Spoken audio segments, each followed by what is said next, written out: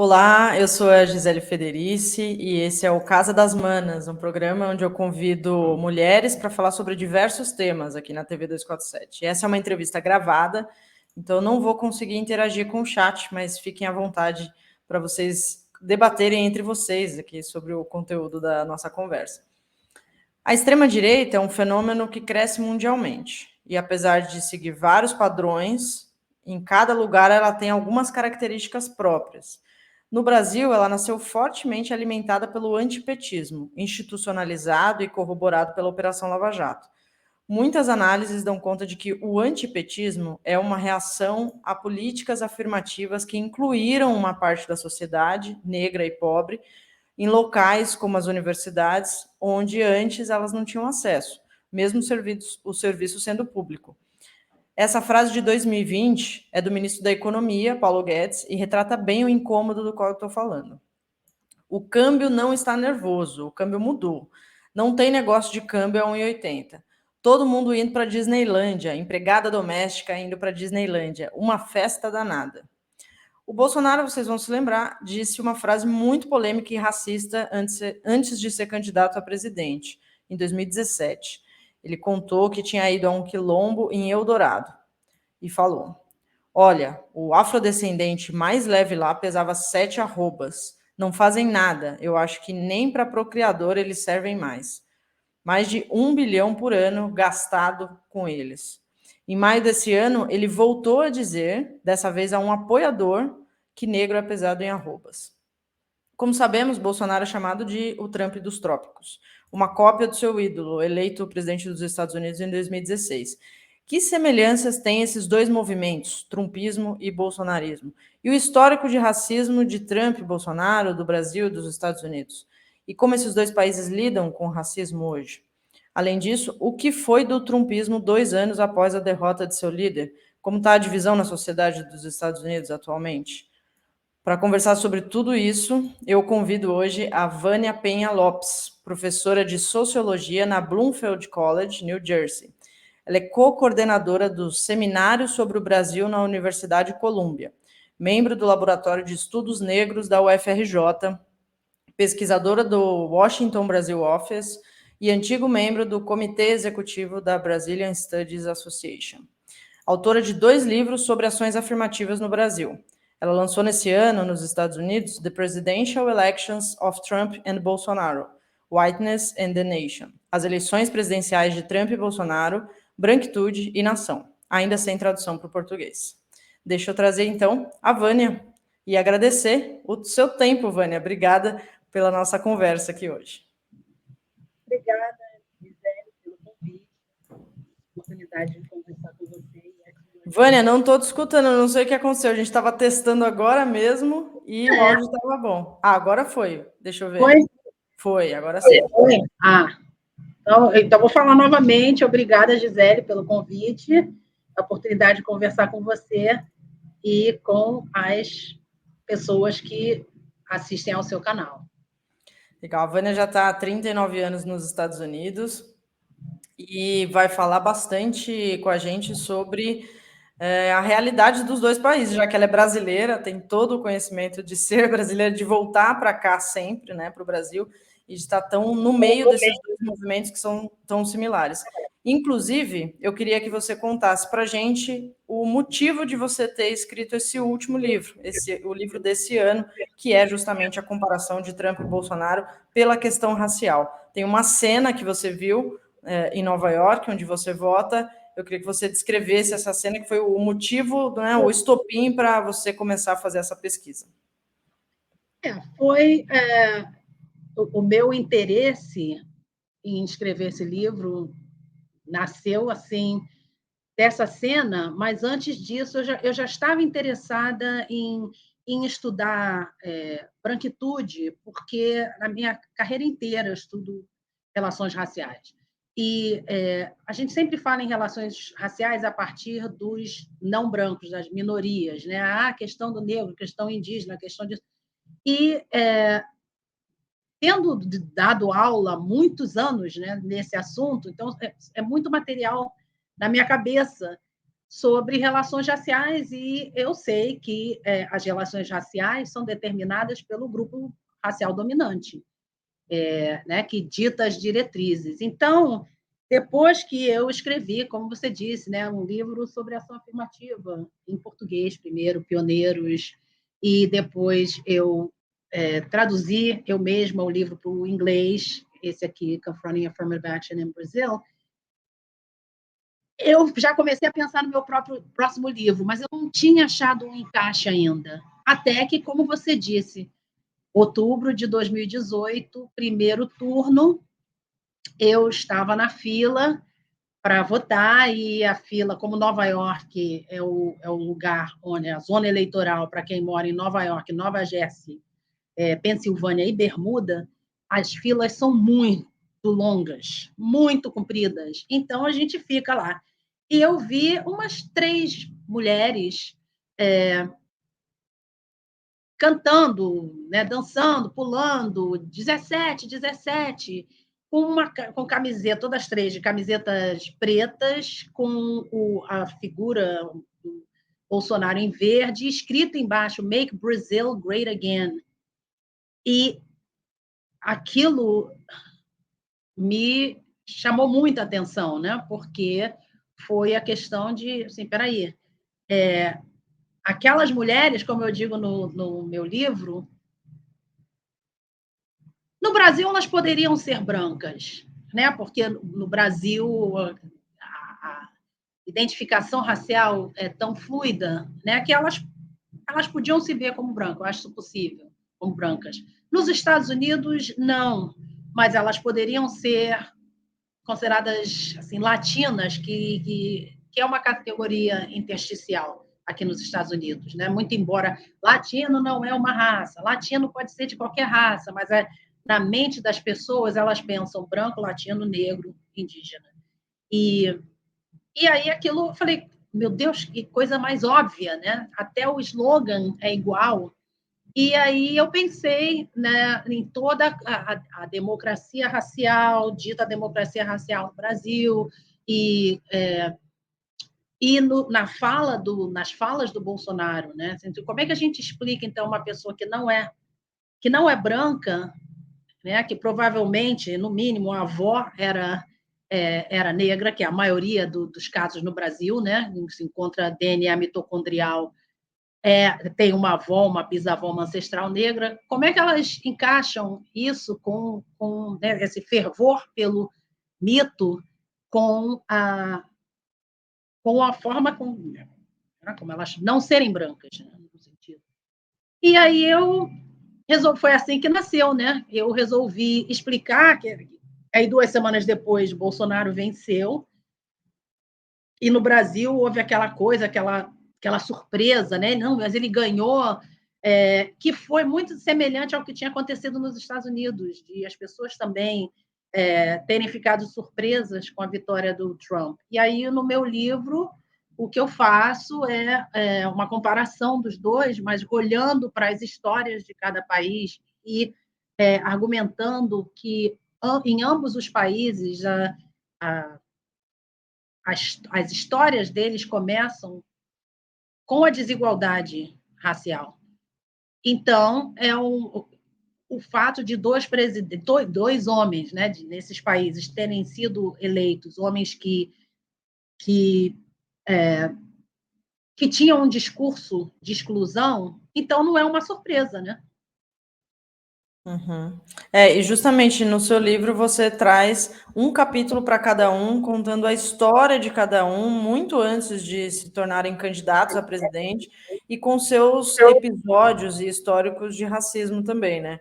Então é muito interessante. E sobre a contradição, né, que você viu nessa cena, muitas contradições viriam depois, né, que a gente convive hoje no Brasil, nos Estados Unidos, sobre o perfil do eleitor e como é que eles veem o candidato, né? No caso, o presidente, no caso do Brasil, enfim, contradições que a gente vivencia diariamente. Eu falei na introdução sobre esse ressentimento que ele baseia muito o antipetismo, né? E dessa interpretação de que há um incômodo sobre as políticas afirmativas que vieram junto com o PT, com os movimentos sociais. Você acredita que a gente está vivendo um ciclo que é de uma reação a esses avanços dessas políticas? Você que escreveu tanto sobre políticas afirmativas e agora quanto os dois fenômenos, né, da extrema-direita. Exatamente, que isso também é um argumento que eu faço no meu livro, né? Porque antes de eu estudar ação afirmativa no Brasil, eu estudei ação afirmativa nos Estados Unidos, porque no Brasil as pessoas dizem que o modelo brasileiro é inspirado pelo modelo dos Estados Unidos. E não é bem assim, porque não existem cotas nos Estados Unidos, as cotas são inconstitucionais aqui, enquanto que no Brasil elas são constitucionais. Mas eu concordo com esse argumento que você fez, porque em ambos os países, esses presidentes, essas pessoas foram eleitas presidentes depois de décadas de ganhos das minorias, das mulheres, minorias raciais, minorias de gêneros, né? De terem uma maior inserção na sociedade. E então, eu vi isso como uma reação, porque a sociedade está mudando e uma parte da sociedade não quer que ela mude tanto assim. Então, porque uma coisa que se tem que ter em mente é que, como eu explico no meu livro, o histórico dessas sociedades, de ambas, é um histórico de exclusão, mas isso não quer dizer que os excluídos aceitavam isso e tudo bem, né? Não, uma questão de movimentos sociais em busca da mudança social. Então, né, se existe esse movimento, vai haver uma reação também. Não, a gente concede, mas não vai conceder tanto. Então, foi o que acabou acontecendo, eu acho. Né? E as pessoas falarem no Brasil, por exemplo, ficou relativamente comum ouvir as pessoas dizerem o aeroporto está parecendo a rodoviária, que esse monte de pobre andando de avião, e agora, olha só, essa gente na faculdade, até aquele filme, A Que Horas Ela Chega, né? Ela volta. A Que Horas Ela Volta? Menina vem do Nordeste, ela passa no vestibular e o garoto de classe média alta, criado com todo conforto, multiplicador, com isso que aquilo, não passa, e a mãe fica, como assim? E aqui nos Estados Unidos é comum as pessoas falarem, chega de ação afirmativa, porque nós tivemos um presidente negro que foi reeleito. Então, agora está tudo igual, não precisa mais disso. Ou seja, ação afirmativa é mimimi. Né? Então, até nisso existe essa semelhança. Então, eu queria tocar justamente nesse ponto. Você aponta que os dois países, de certa forma, negam o seu racismo, né, historicamente. O Brasil com a teoria da democracia racial e os Estados Unidos se vendendo para o planeta inteiro como a maior democracia, como o país das liberdades, né, e das grandes oportunidades. Então, que isso pode até existir, mas não é tanto quanto vocês falam, né? Como é que você avalia que essa disputa é feita hoje, né? Como é que você faz essa comparação ao longo do tempo? Você acha que há avanços, né? Apesar dessa reação que a gente acabou de conversar, mas você vê a situação atual como mais um progresso, né, do que víamos em anos anteriores, em décadas anteriores, em que um discurso discurso racista era muito aceito, né? Passava muito mais tranquilamente, enquanto hoje isso é mais barrado, digamos assim, né? Por outro lado, existe essa reação. Como é que você faz essa comparação ao longo do tempo? Eu gosto de dizer que a mudança social não é linear, né? Ela não é assim uma questão de progresso, vai subindo, subindo, subindo. Não, né? Ela tem idas e vindas, ela é cíclica, e então essa questão, eu acho sim que houve avanço, porque, para começar, hoje em dia nós sabemos muito mais de incidentes de discriminação racial, né, até levar à morte, no mundo todo, imediatamente quando acontece. né? Então, agora fica mais difícil negar, embora a gente veja e ouça o tempo todo. Essa mimimi, mas está ali, a prova está ali, tem vídeo, né, da pessoa sendo atacada. E eu diria que nem isso é tão novo assim, porque aqui nos Estados Unidos o movimento pelos direitos civis ganhou um impacto muito grande com o advento da televisão, né? A partir do momento que as pessoas no resto do país viram negros no Sul sendo atacados pela polícia, a polícia jogando água neles, jogando cachorros em cima deles, dos manifestantes. Tinha gente no resto do país que não tinha a menor ideia do que estava acontecendo. Né? Foi, o quê? Isso no nosso país? Então, teve isso e também teve o fato de os Estados Unidos estarem numa guerra fria com a União Soviética naquela época. A União Soviética usou também isso contra os Estados Unidos, porque o mundo viu essas cenas. E aí, né, eles falavam, a União Soviética, quer dizer que esse é o país da liberdade, e é assim que eles estão preocupados em manter a liberdade no mundo inteiro, e, no entanto, no próprio quintal deles é assim que as pessoas são tratadas. Então, né, o fato de existirem imagens e sons ajuda muito, porque 100 anos antes, uma jornalista, educadora, socióloga pioneira chamada Ira B. Wells, ou Ira B. Wells Barnett, era moradora do Memphis, no Tennessee, e ela começou a documentar os linchamentos, porque as pessoas diziam que não teve linchamento, embora eles avisassem. Essa semana, ou semana que vem, nós vamos pegar um negro. Avisavam. As pessoas iam e faziam piqueniques onde o linchamento ocorria. Tiravam fotos, né, porque a fotografia era relativamente nova, tiravam fotos, mandavam cartões postais. Olha, isso aqui é um souvenir do linchamento que eu assisti, e ainda assim eles falavam que não existia. Então, ela passou como eles avisavam o que aconteceu, ela passou a documentar. E em jornais, né? Mas hoje em dia a gente vê imediatamente.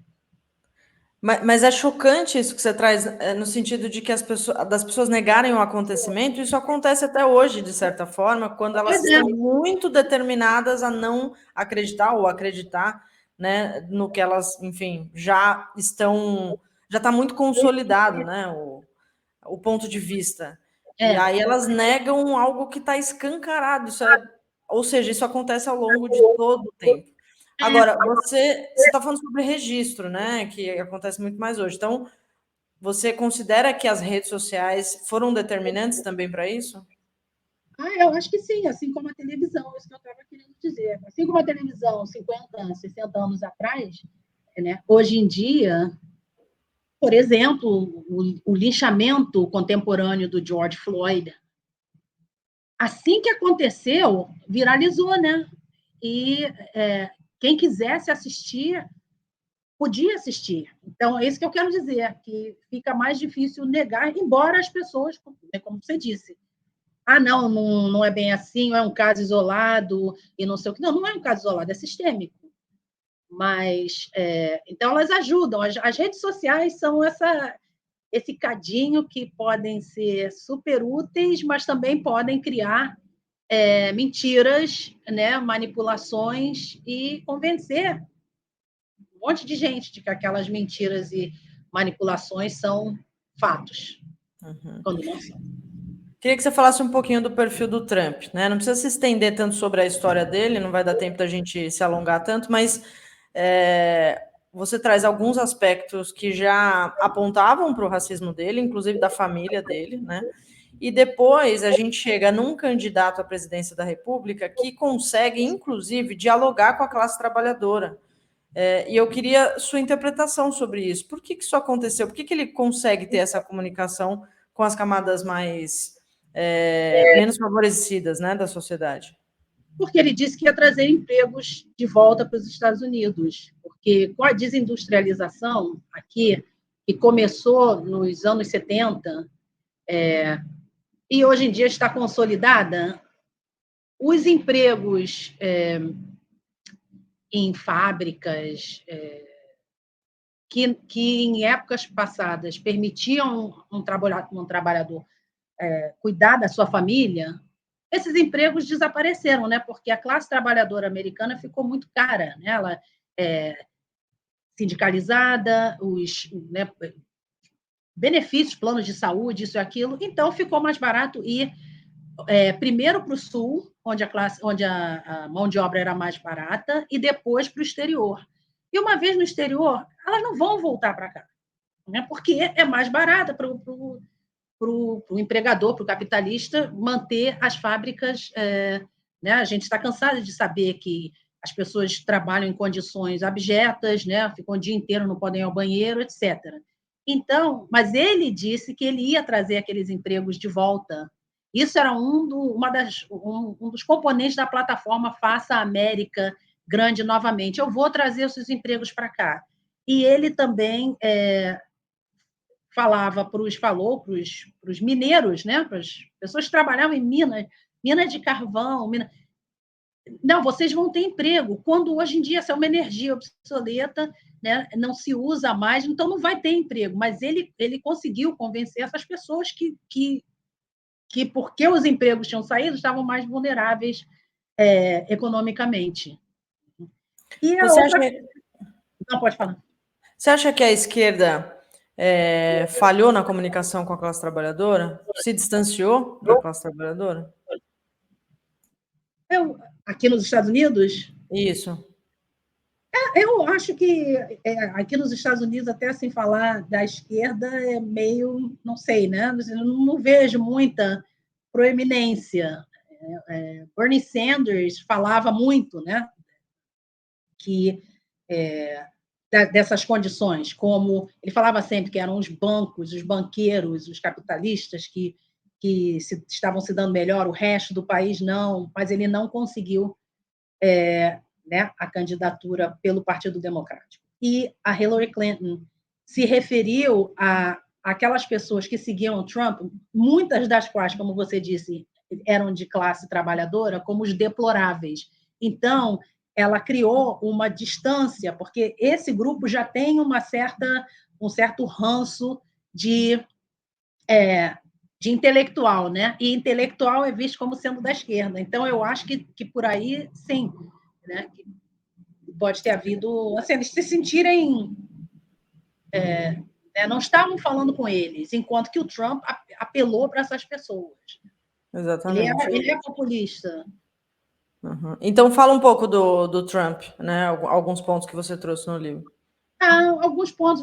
Um dos atrativos dele como candidato foi que as pessoas diziam que ele não era um político convencional.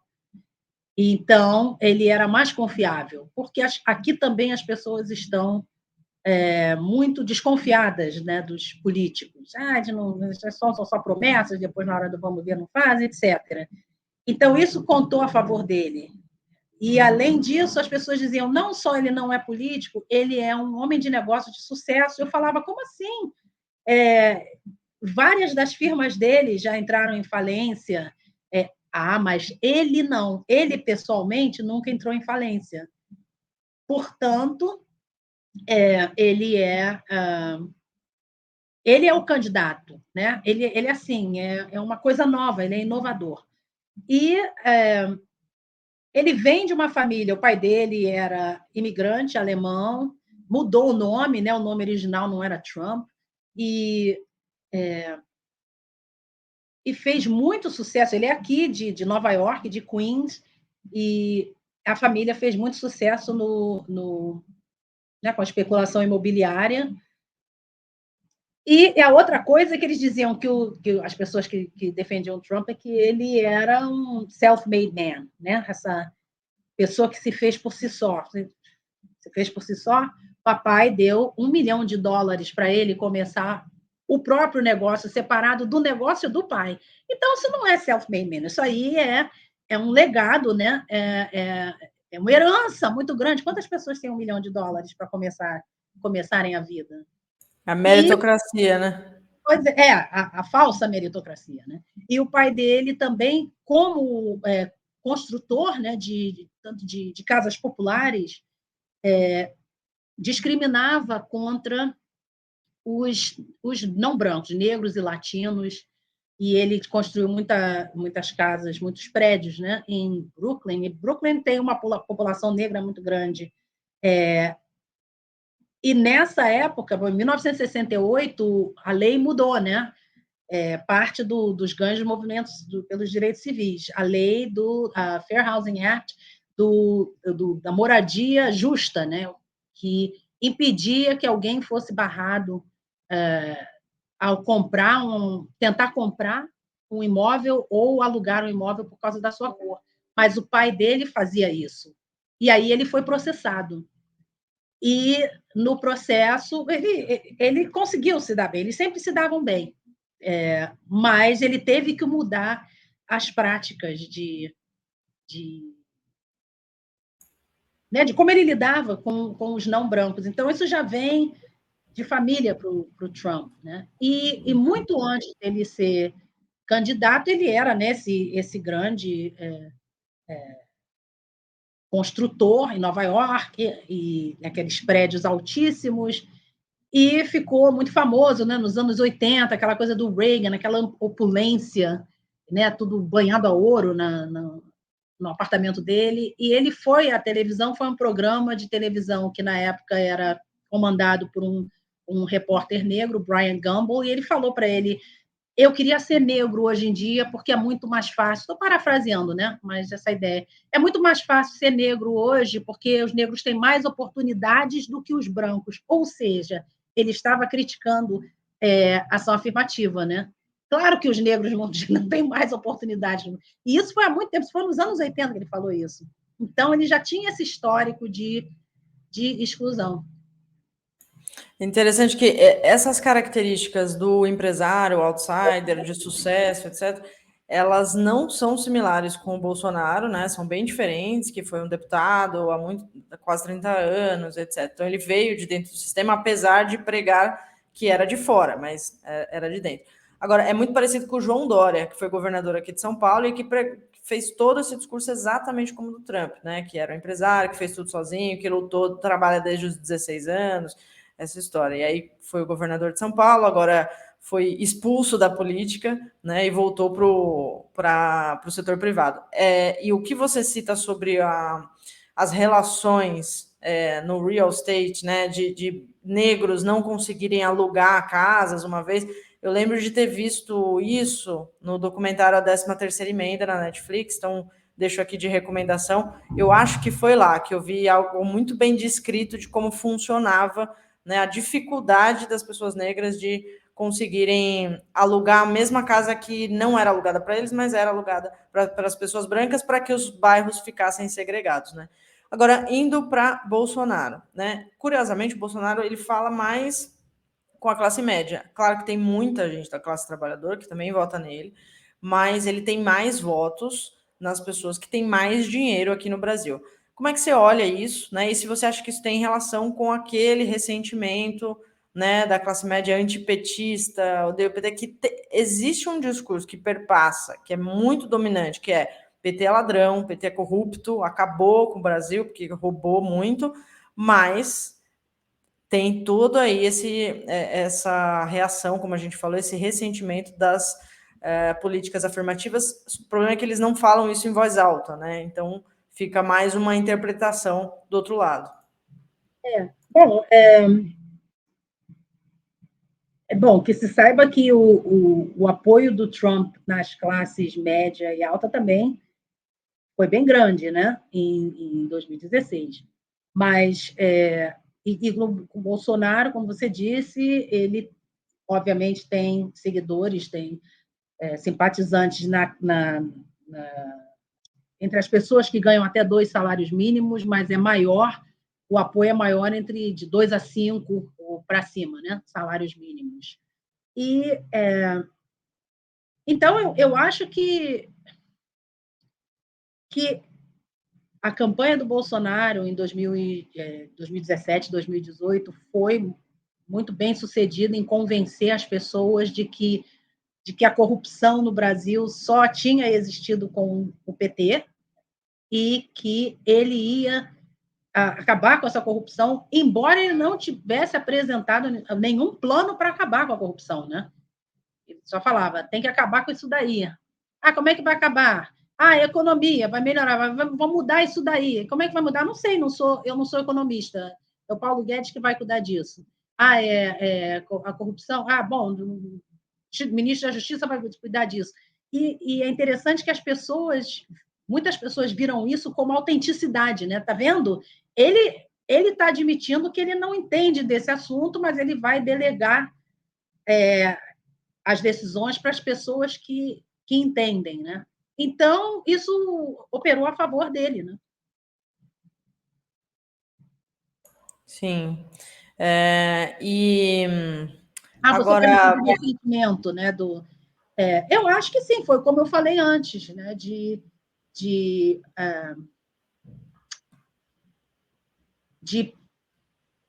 as políticas sociais terem mudado no Brasil, né? Maior acesso à universidade, mas também maior distância da escravidão a partir do momento que os trabalhadores domésticas ficaram com mais direitos, né?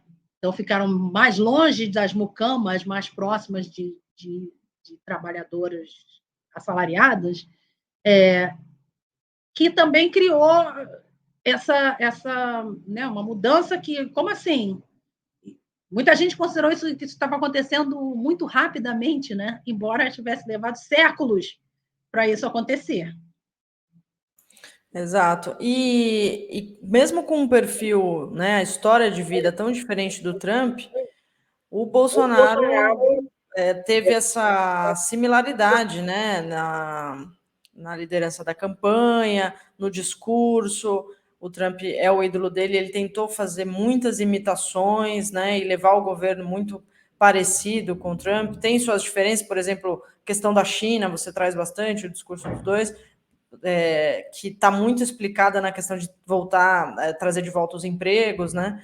Mas queria que você falasse um pouco sobre esse perfil do Bolsonaro. Então, ele convence pessoas de que ele é outsider, mesmo sendo deputado há quase 30 anos, né? Vivendo antes ele era do Exército, e aí depois, tendo salário da Câmara dos Deputados, ele diz que é de fora do sistema e consegue convencer toda uma parcela da sociedade de que vai mudar tudo que está aí, né? Que vai fazer tudo diferente. Ele, enquanto deputado, fazia parte do baixo clero, né? Ou seja, eram aqueles parlamentares que não tinham tanto acesso ao poder, né? Quanto outros. Mas ao mesmo tempo era, né, foi um deputado federal eleito e reeleito. Mas eu acho que o sucesso dele de ter convencido, né, tantas pessoas, de que ele era diferente, né, era de fora e, portanto, ia conseguir combater a corrupção, eu acho que isso tem a ver com o fato de que o chefe da campanha, co-chefe da campanha do Trump, também atuou na campanha do Bolsonaro, né? O nome dele é Steve Bannon, é um articulador da campanha do Trump e do Bolsonaro. Embora ele tenha dito que não tinha feito parte, mas ele é amigo da família, né? Eles se dão, e ele falou que a campanha do Bolsonaro tinha sido brilhante. E eles conseguiram esse convencimento através das redes sociais, né? Porque hoje em dia é assim que a maioria das pessoas recebe as informações, né? Pela internet, né? Muito menos gente lê jornal hoje em dia, muito menos gente recebe as notícias pela televisão. E então é muito fácil propagar ideias, né? Porque nossos cérebros se acostumaram a ver aquelas coisas rápidas que chamam muita atenção, né? Eu até diria assim, sensacionalistas, mas que vão lá no âmago da gente. Não, como assim? E que não deixa muita margem para análise, né? Não é é um meio que não se presta muito a, não, vamos ponderar, vamos pensar. Não, eu vi isso. E dedinhos nervosos vão e passam aquilo adiante, né? Então, não, mas estava ali, eu vi o vídeo, eu vi o filme da mamadeira de a gente sabe o quê. Então, isso é verdade. Então, eu acho que isso aí foi de propósito, né? E que funcionou convencer as pessoas. Funcionou tanto que as plataformas da internet mudaram a maneira como elas transmitem ou permitem que a gente transmita as informações. Ou seja, um candidato muito arquitetado ali, né? Construído pela extrema-direita mundial, que viram no Brasil um terreno fértil para proliferação do campo deles, né? Você traz um aspecto importante também, que é como é que a mídia viu a candidatura do Trump, a princípio, né? Que foi como um deboche, assim, como uma piada, né? Tiração de sarro. Aqui, eu não sei sua avaliação sobre isso, mas eu acho que não foi como uma piada, mas foi algo tão negativo quanto levou a sério como se fosse qualquer outro candidato do campo democrático. Então, assim, trazia declarações como se fosse um candidato normal, que não tivesse pregando a aniquilação do adversário. Então, tinha que ouvir o outro lado, né? Sendo que o outro lado era a extrema-direita, essa falsa equivalência. Acho que foi um tratamento de não como piada, mas tão grave, né, a ponto de dar o mesmo espaço para o Bolsonaro. E aí ele acabou crescendo muito nesse campo midiático também, né? Como é que você vê essa questão da mídia? Que, aliás, você falou das plataformas, né?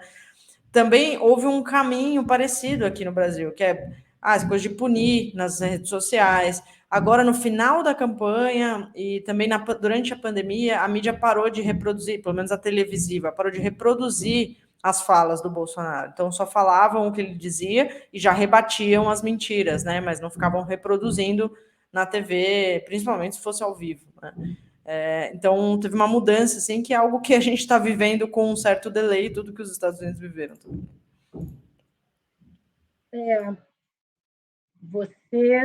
Você quer saber como...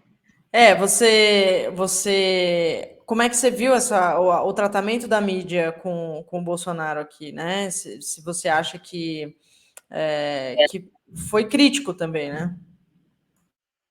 Porque eu acho que a maneira como as campanhas são conduzidas no Brasil é diferente daqui, né, dos Estados Unidos, porque debates, por exemplo, tem toda essa questão de quantos segundos a pessoa vai ter, quantos minutos, vai depender do partido, de ter uma série de regras, né, e muitos mais candidatos também no Brasil, né?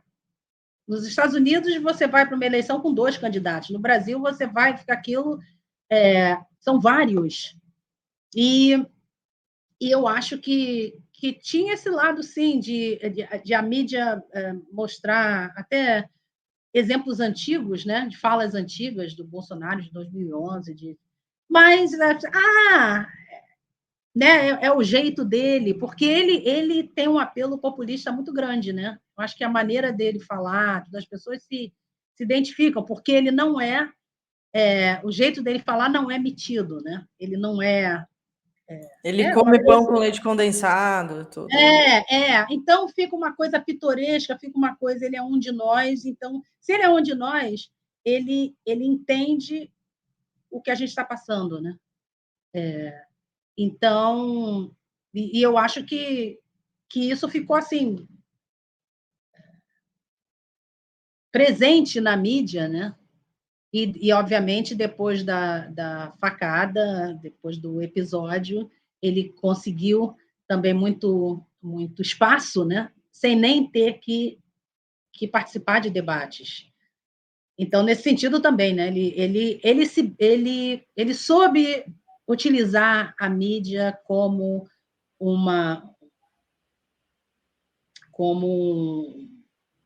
um produto, como uma parceira, né? Uhum. Agora sim, como a gente está vivendo, como eu disse, muitas coisas parecidas com os Estados Unidos com um certo delay, então, de certa forma, isso dá uma vantagem para o Brasil se preparar para alguns episódios, né? Um deles é o Capitólio. A invasão do Capitólio, naquele 6 de janeiro de 2021, né? E a gente está a um dia da eleição, porque esse programa está sendo veiculado no sábado, dia 29, então amanhã é dia de ir para as urnas. É muito improvável que o Bolsonaro vença as eleições, então o cenário é de tensão, no sentido de não saber o que vai acontecer depois, né? Então, a campanha do Bolsonaro já trouxe um discurso de que não vai aceitar o resultado das urnas, assim como fez o Trump. Então, ele está copiando todos esses comportamentos, né? Como é que você está vendo este momento específico do Brasil, né? As próximas semanas, o que você acha que pode acontecer, considerando o padrão, sem saber, a gente não tem como prever o futuro, mas considerando o padrão de Bolsonaro e Trump. Ainda levando em conta que ele parece estar mais fraco, mas tem muitas pessoas que podem fazer coisas sem um comando central, digamos assim, pessoas armadas e tudo mais. Qual que é seu sentimento sobre isso, sua visão? Bom, uma certa forma, assim, é um sentimento de... Eu acho que eu já vi esse filme, né? Mas eu espero estar errada. Eu acho que eu não vi esse filme. Né? Então, estou me referindo, né, a insurreição no Capitólio, né? Que foi uma coisa inusitada. E, como você disse, como muita coisa, ele, né, o Trump é claramente ídolo do Bolsonaro, e eles têm o Steve Bannon em comum. Steve Bannon agora foi condenado a 4 meses de prisão, né? Mas, então, é possível, as pessoas sempre me perguntam, possível, é provável. Eu acho que de parte dele, eu acho improvável, né? Porque ele não tem o apoio militar que seria necessário para ignorar o resultado da eleição que não lhe fosse favorável. Né? Existem setores das Forças Armadas que são a favor dele, mas eu acho que, de uma forma geral, eles não estão interessados em voltar ao poder, né? Como já fizeram durante 21 anos. Agora, existe, né, como você falou, existe a população, como aqui também, né, a população armada, né? Nós sabemos que o porte de armas no Brasil aumentou muito nesses últimos 4 anos. Então, e durante essa campanha já houve vários casos de violência política. Então, eu acho que essa é uma preocupação legítima, né, de se ter, de as pessoas, sei lá, resolverem tomar as dores dele como sendo as dores delas, e saírem, né, atacando, agredindo. Eu espero que não, né? Mas, como eu falei, é possível, né? Uhum.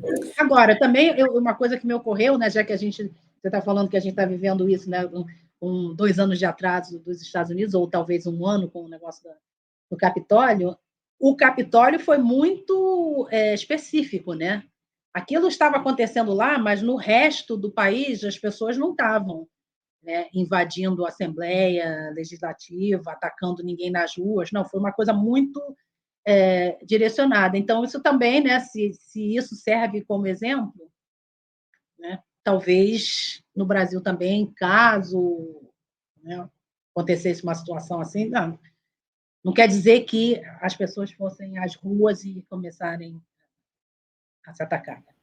É verdade, porque para ter algo num país inteiro do tamanho do Brasil, assim como foi dos Estados Unidos, né, é muito difícil, né? Tem que ter uma organização e um engajamento muito grande. A gente sabe que esse grupo é muito engajado, mas é diferente de ser engajado para votar do que ser para ir para a rua e causar alguma coisa, né?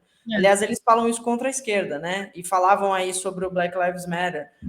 Também causaram, compararam o Capitólio com Black Lives Matter, eles também fizeram protestos e queimaram estátuas. Então, é difícil ter algo tão estruturado para ser no país inteiro, né? De fato. E 2 anos depois, Vânia, como é que vocês estão sem Trump na presidência 2 anos depois e eu estou curiosa para saber como é que está hoje. Se enfraqueceu o trumpismo, tanto no a figura do Trump, que quer voltar à presidência, né, como na sociedade. O que você sente falando com as pessoas sobre o eleitorado do Donald Trump? O Trump não está na presidência, mas o trumpismo está, está na área. Né? Tem vários estados cujos governadores são aliados do Trump e existe todo um esforço para redirecionar os campos eleitorais nos estados, né, de modo que o Partido Republicano angarie mais votos do que angariou em 2020, né, porque parte da alegação para a derrota do Trump foi que houve fraude, porque a maneira como os distritos são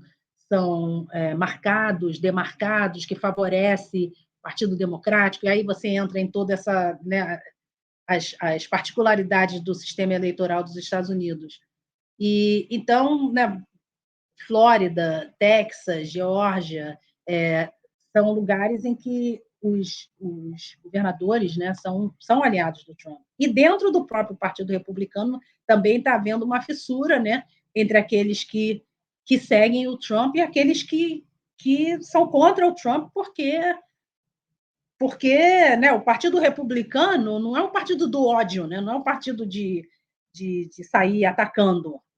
Né, é um partido né, tem as suas convicções, mas a ideia não é essa. Né? Então, eles acham que o Trump está deturpando o partido. Né? Foi uma coisa que aconteceu com o falecido John McCain, que denunciou o Trump. Né? Isso não é o Partido Republicano. E antes de ser do Partido Republicano, o Trump já tinha sido Partido Democrata, assim como, né, filiado ao Partido Democrata.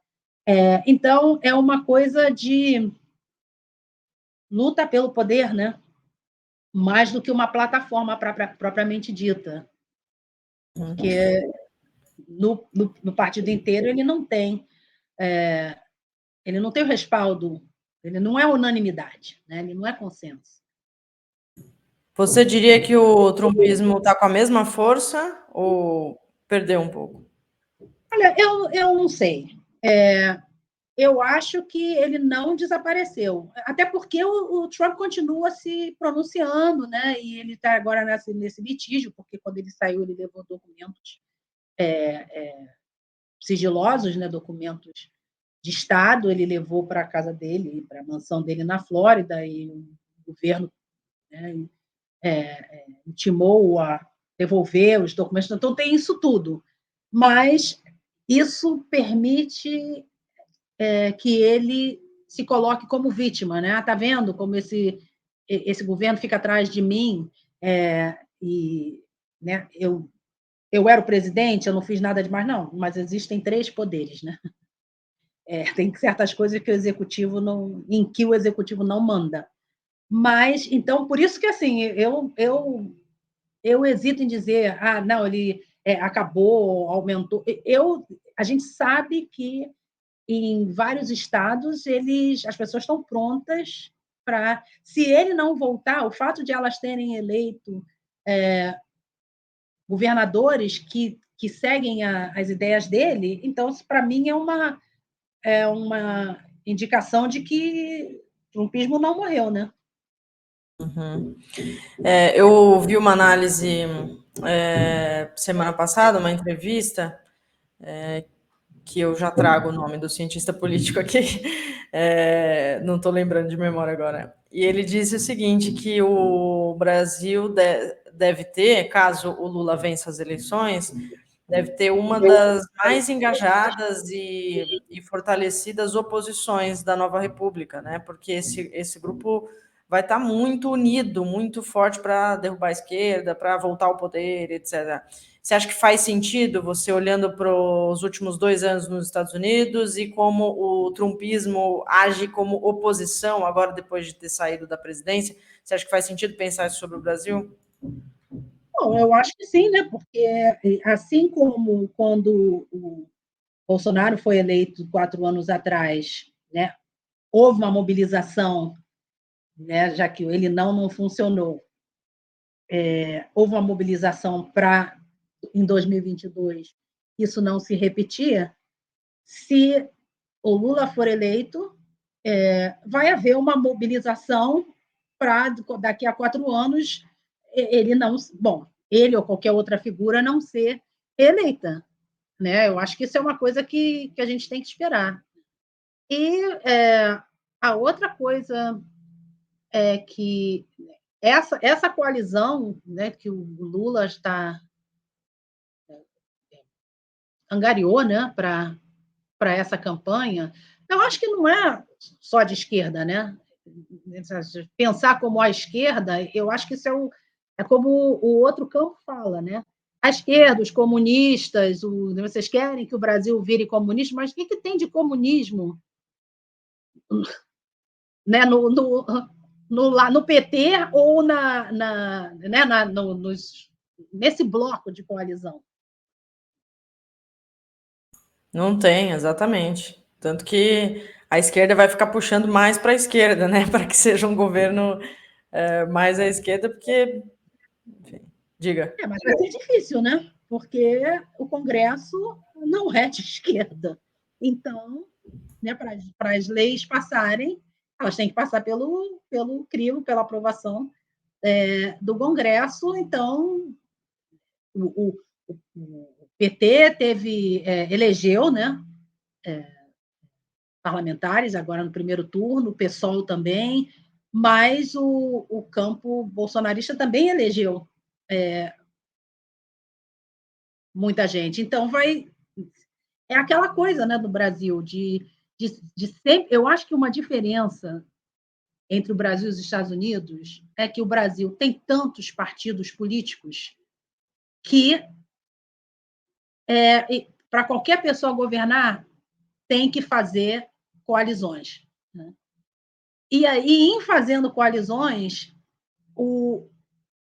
a essência daquele partido original se dilui, né? Porque se você está indo para um outro partido, se é outro partido, é porque tem outra ideia. Mas se você está fazendo uma aliança com aquele outro partido, então você vai ter que, né, de alguma forma, aceitar aquelas outras ideias, pelo menos temporariamente. Então, por isso que eu acho que aí no Brasil, né, fica muito essa coisa de 4 em 4 anos, então há essas rearticulações, tudo, porque como é que a gente vai governar?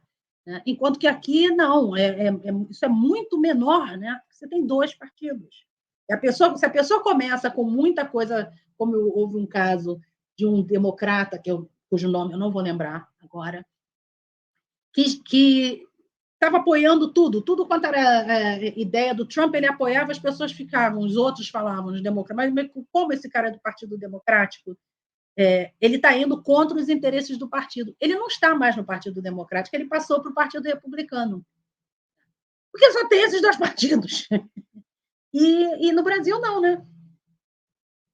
Sim, tanto que tem político que circula aí por vários partidos, né? Mas, de fato, essa oposição, né, da extrema-direita, essa eventual oposição, o Lula vencendo, vai ser muito fortalecida por esse Congresso, né? Justamente que eles conseguiram eleger figuras muito importantes do campo deles.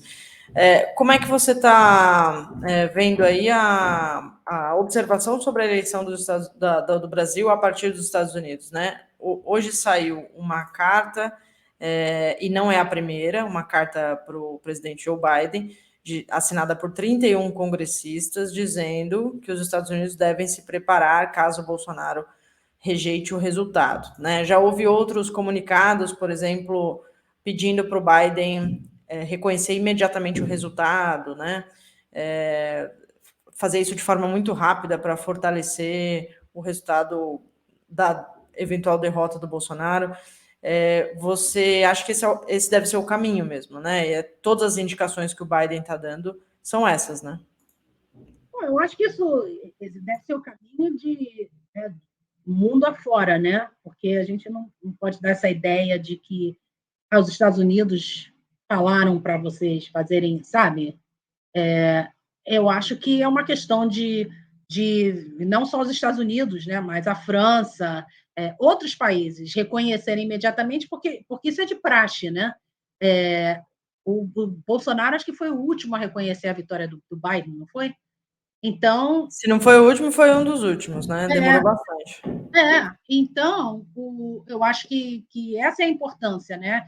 É importante, os Estados Unidos estão falando, essas pessoas estão pedindo ao Biden para reconhecer imediatamente, assim, não dê margem para especulações, né? Mas eu acho que não podem ser só os Estados Unidos, né? A comunidade internacional de governantes tem que reconhecer qualquer vitória, né? A vitória de quem quer que seja, porque o sistema eleitoral brasileiro não é fraudulento, né?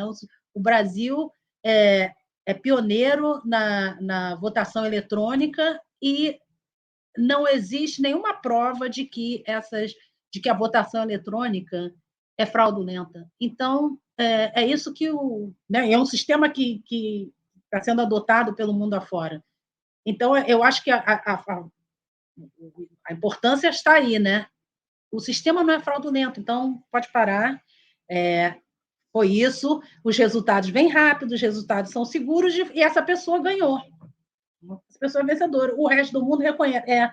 Venceu. Gostei, não gostei? Só lamento, mas é isso que aconteceu, né? Como funcionam as democracias, né? Vânia, uma última pergunta que está ligada ao seu primeiro tema de pesquisa, que são as ações afirmativas, mas que também está muito ligado com tudo isso que a gente falou hoje, né? Como é que você vê, para o Brasil, a discussão das políticas afirmativas num novo governo Lula, né? Num eventual novo governo Lula? O que você acha que deve ser feito de diferente, para manter o que tinha antes, né? E também considerando um retrocesso que houve nos últimos 4 anos. Como é que você vê esse tema das políticas afirmativas nos próximos 4 anos, considerando um governo progressista? Eu acho que nos lugares onde elas foram implementadas, as ações afirmativas serviram para aumentar o número a proporção de minorias que atingiram a classe média e além. Porque é o sistema universitário que permite isso quando a pessoa não nasceu com um pai que dá $1 milhão para ela e fazer a vida, né? Ganhar a vida. Então, a educação superior é importante nisso. Então, as ações afirmativas, e ainda, o Brasil ainda não atingiu isso, né? Aumentou a proporção de pessoas antigamente de classe trabalhadora ou pobre e de afrodescendentes na classe média, aumentou, mas aumentou significativamente? Ainda não. Né? Mas as universidades têm que manter a sua excelência. E, então, né, o orçamento para as universidades vai ter que ser aumentado, porque foi cortado, né? É um vexame universidades federais não terem dinheiro nem para pagar a conta de luz. Mas eu acho também que até se chegar à universidade, a gente passa pelo jardim de infância, passa pelo, né, ensino fundamental, que na minha época era primário, né, e ensino médio, isso tudo. Então, eu falo isso nos meus livros sobre ação afirmativa. Não é suficiente apoiar políticas públicas para acesso à universidade. Tem que haver também uma atenção com a educação pré-universitária, para possibilitar mais pessoas a chegarem à universidade e realmente aproveitarem, né, do ensino superior.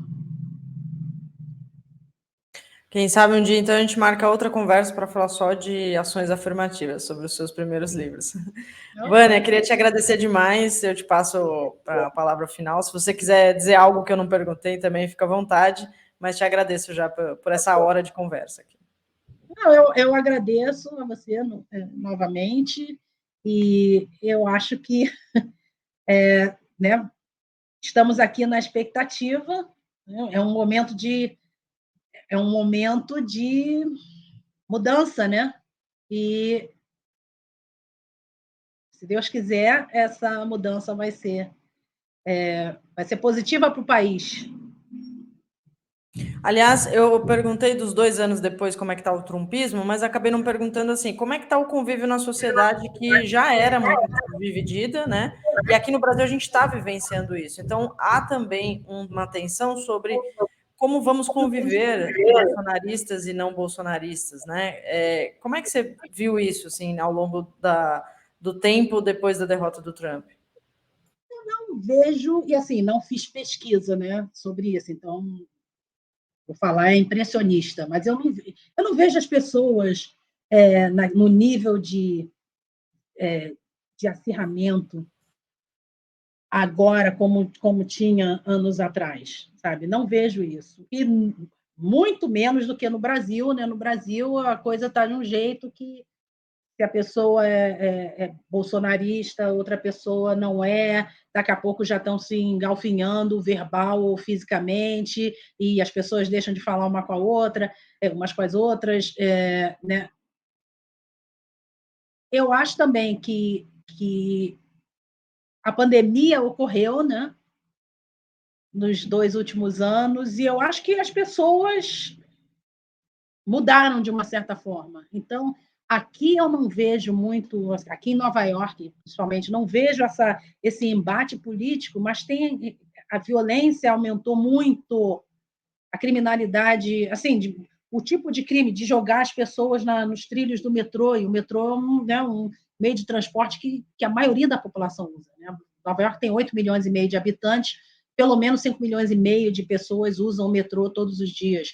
E diminuiu durante a pandemia, mas aumentou, voltou a aumentar. Então, é um transporte de massa, e as pessoas estão com medo, porque você vai para a plataforma, você não sabe se alguém vai empurrar você, se vai esfaquear você sem motivo, todo dia tem um caso. Então, eu estou vendo muito isso aqui, as pessoas, não só eu, né, as pessoas comentando um clima assim de medo, não por questões políticas em si, né, mas por questões de, assim,